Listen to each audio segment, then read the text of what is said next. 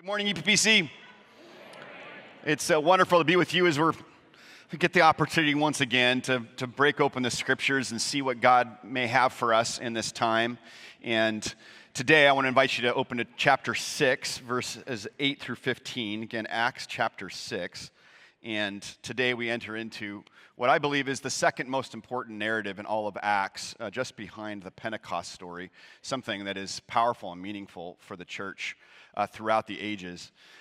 This last week, there's been an opening resurgence of the debate of the most evil characters ever written of in literature, found in movies. Will you take a moment, turn to the person next to you in your pew, and who is the most evil person, maybe as a child, do you remember from a movie or a book, the most evil, vile creature that you can imagine? Take a moment, the person next to you, and share who you think that is, okay? All right.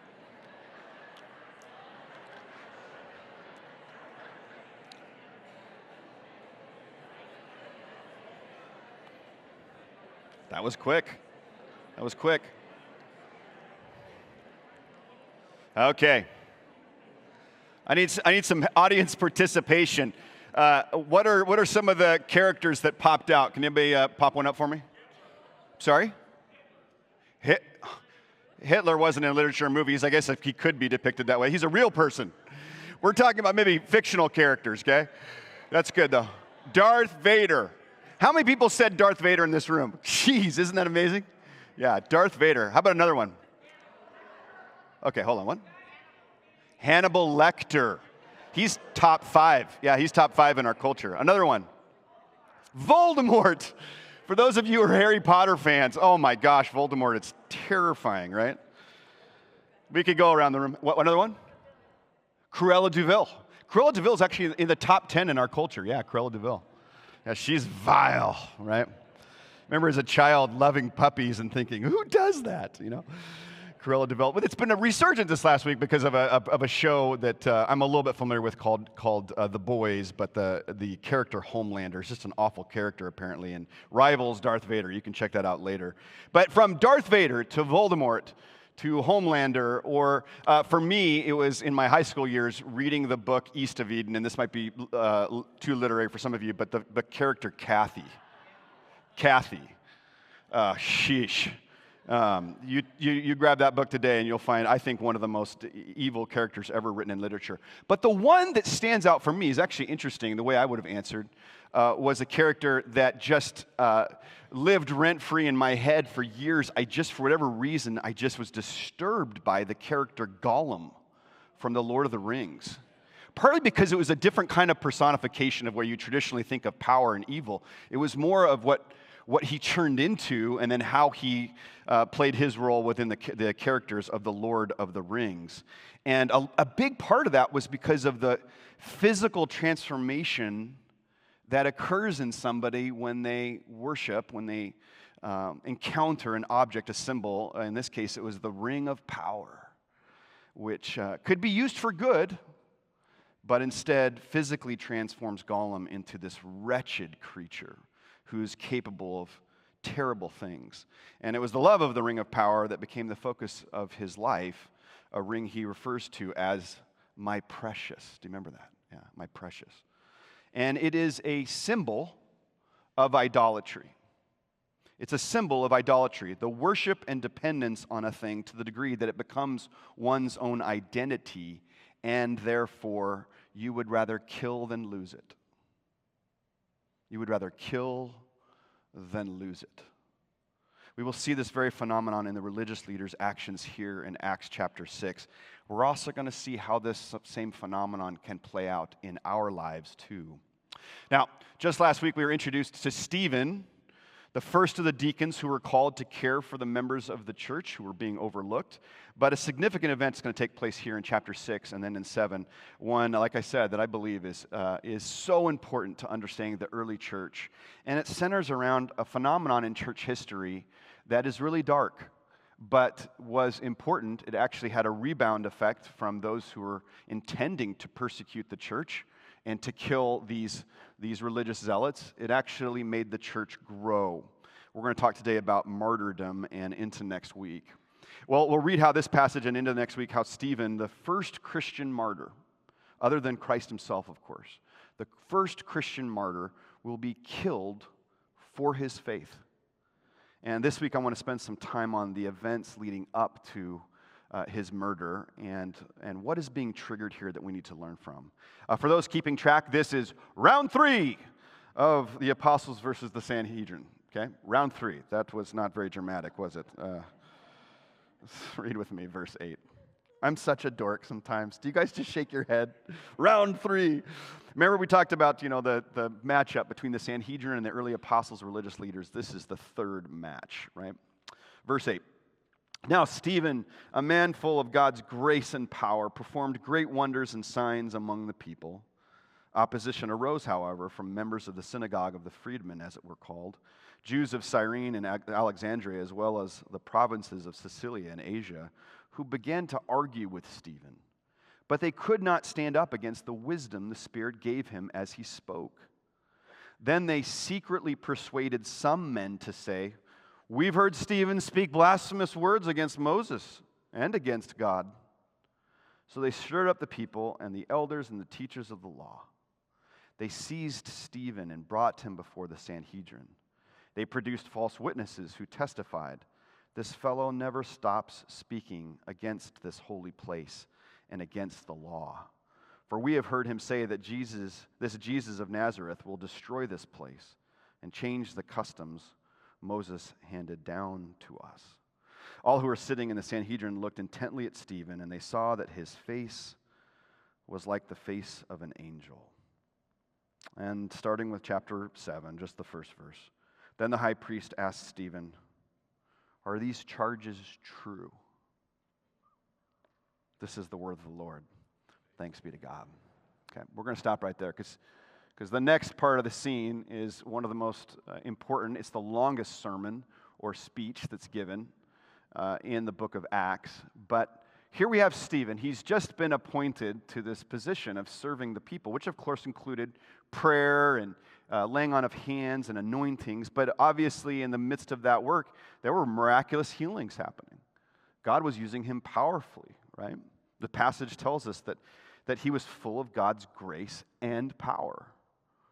And so he's caught up not only in the work of being a deacon, but then most certainly the Spirit working through him and in him, he's now embroiled in controversy.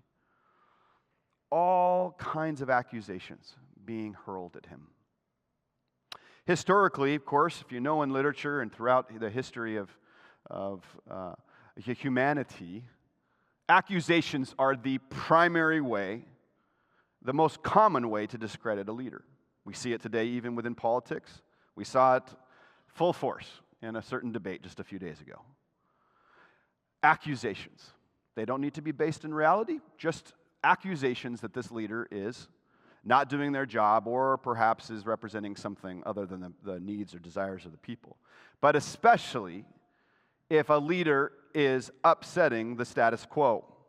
And Stephen is in the proverbial hot seat with a target on his back because he's doing things that the religious leaders themselves can't do, certainly haven't seen done. And Stephen here is going to be targeted by this particular Jewish group called the freedmen. And they knew that arguing with him directly is fruitless because he was too smart, too wise.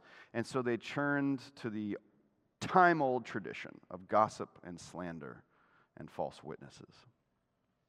In our day, the equivalent may be, if we were to compare this to something, in our day, the equivalent is to charge maybe a particular leader or pastor or preacher with the chief of all sins. You know what it is? Heresy. Heresy. You're teaching heresy. And so it is with their attack on Stephen. Now, to understand this passage, you have to understand something crucial, okay? Stay with me on this, okay? You have to understand something crucial about the nature of the Jewish people and leadership at that time, okay? And that is the 4 primary symbols of Jewish identity and faith.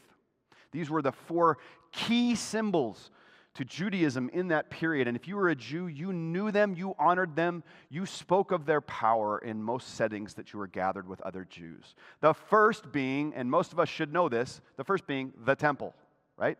Luke makes it clear that what was happening in this Acts story began and hovered around the temple. They gathered in the temple courts daily, right? the temple. The second, though, is the law or the Torah, the teachings of Moses, right? This is what the people centered around. This was the gospel for Jewish people, right? But then third is the land, the Holy Land, the land that God first gave to the people Israel.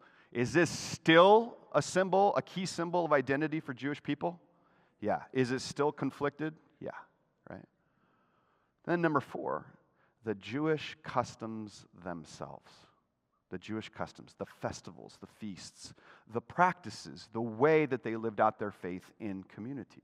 The temple, the law, the land, and the Jewish customs. Notice how skillful this attack is, okay? Go back. The temple, verse 14. For we have heard him say that this Jesus of Nazareth will destroy this place, the temple. Okay. Number 2, the law or Torah. We have heard Stephen speak blasphemous words against who? Moses, the one who gave the law to the people. Right? Number 3, the land. This fellow never stopped speaking against this holy place. And then they hit for the cycle. The Jewish customs. Change the customs Moses handed down to us in verse 14. My friends, this is a perfect attack. This is him being a heretic and violating all 4 key symbols of the Jewish faith. Every symbol being used to claim that Stephen is not only heretical, he is doing damage to the Jewish faith and identity. And to be fair, there's a grain of truth in the first few claims because Jesus himself did remove the primacy of the temple, and he transformed the law into one of grace. Now, what follows, we're going to get to this next week, what follows is going to be Stephen's remarkable speech, an extraordinary speech that he makes in his defense. And he is going to tackle all 4 of these claims by preaching the story of God's people. And he's going to expose how these 4 symbols, we'll get more to the actual bones of this next week, but he'll expose how these 4 symbols have no longer been about God or pointing to God's presence, the God of our ancestors, as Luke has termed it, but rather these 4 symbols have become tools of control. Ones that were meant for good of the people, but have become idols in and of themselves. Did you know that objects and symbols have the power to do that?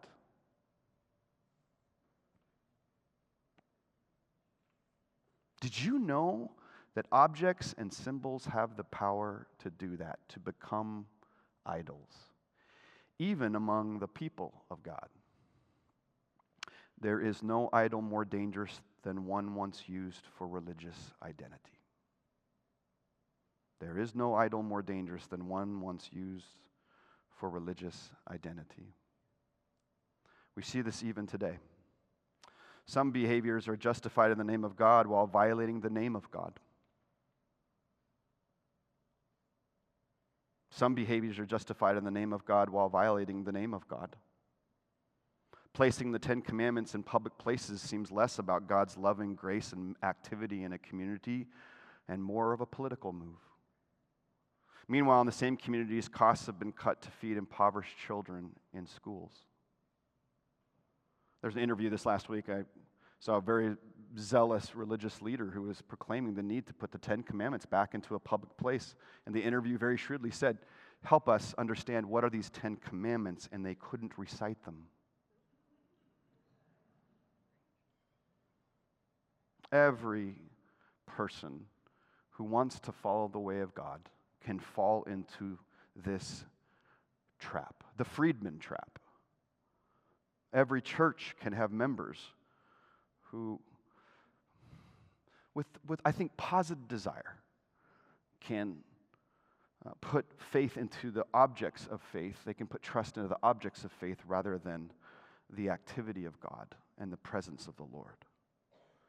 Some people even leave churches over the placement or the presence of objects, flags, presentational Bibles, you name it.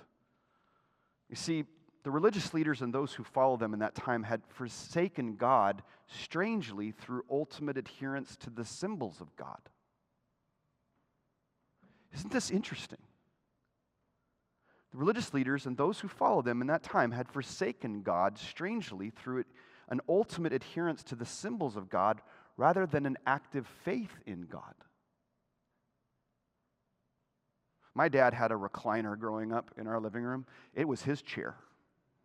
Anybody else have a dad who had his chair? Okay. Now, I don't know. My mom had a chair, I think, but she kind of made her way around the living room. But my dad's chair, if you walked in the room and you were in dad's chair, you quickly got out of dad's chair. But I can't imagine. Can you imagine if we ultimately had adherence and love and affection for his chair, even if he wasn't sitting in it? What if he was in another chair, but we just focused on the chair rather than the presence of my dad, right? You get the idea. Stephen is challenging this idolatry directly. And I'm going to leave that for next week as he tackles these four symbols and exposes them as idols. But here is what I want us to consider today. Most of us, and we tend to just do this, I certainly do it, I know you probably do too, we read this and we see ourselves in the position of Stephen. We're called to be faithful amidst the challenges of the gospel and of Christian living. But really, in our context, aside from maybe newly converted believers in our church, and there are many that have come to faith, aside from new converted believers, it would be probably more apt and appropriate to see the ways that we're more like the Sanhedrin. I think that's what Luke is intending for us, certainly, to understand. We too can replace the Holy One with holy things. We too can replace the Holy One with holy traditions or holy rules. The symbols being more important than the Lord. And when that happens, we too can become like Gollum. And our spiritual bodies become distorted as our flesh cries out for the precious things of faith rather than the person of our faith, God in Christ. Be careful of this. Be careful of this. Interestingly enough, sin and idolatry isn't only doing bad things, it is more fundamentally making good things into ultimate things.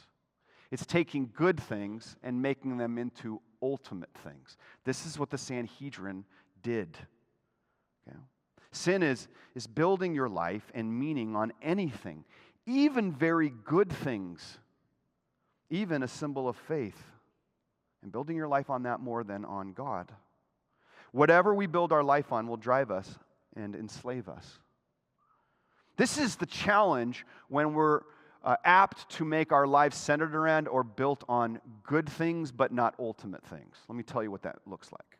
To build our lives on good things but not ultimate things.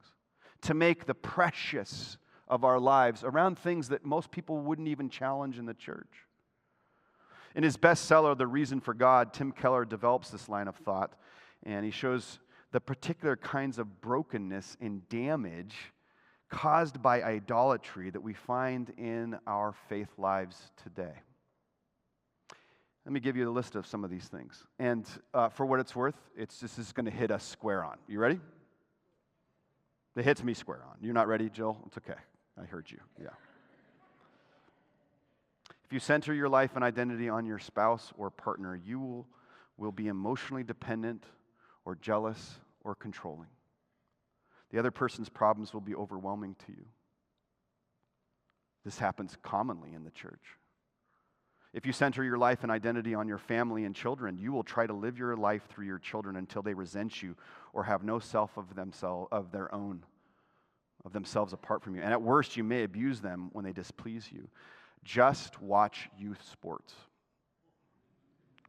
Our second son, is a very accomplished lacrosse player. He plays on a national team that goes around the country. He was an all-state lacrosse player this year again, and he's doing great. We love him. And I always just tell him, hey, remember, conditional communities will love you for how you perform, but our community loves you for who you are. You can fail on the field, and it won't change a darn thing about how we love you. You can fail on the field to a conditional community, and they will stop loving you. We do this all the time when we put too much emphasis on our children and our families. If you center your life and identity on your work and career, you will be a driven workaholic and perhaps a shallow person. At worst, you'll lose family and friends. If your career goes poorly, you'll even lose your mental health. You'll develop depression. I've seen so many times where people's job field goes under and they just don't know what to do. Their whole identity has been rocked. If you center your life and identity on money and possessions, you'll be eaten up by worry or jealousy about money. More stuff means more problems. You got to not only own it, you got to insure it, you got to protect it, you got to take care of it, you got to store it. And oftentimes in our culture, people will do unethical things to maintain their lifestyle, and that eventually blows up in their face. If you center your life and identity on pleasure or gratification or comfort, you will find yourself getting addicted to something, anything. You'll become chained to the escape of what we know are coping strategies by which you avoid the hardness of life. If you center your life and identity on relationships and approval, you'll be constantly hurt by criticism and always losing friends. And you'll fear confronting others and therefore will be a useless friend. Isn't that interesting? He goes on, if you center your life and identity on a noble cause, you will divide the world into good and bad and demonize your opponents. And ironically, you will be controlled by your enemies.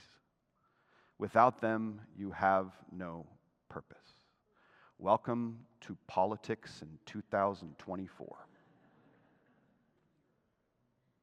Noble causes can become the idol of choice for many who follow Jesus.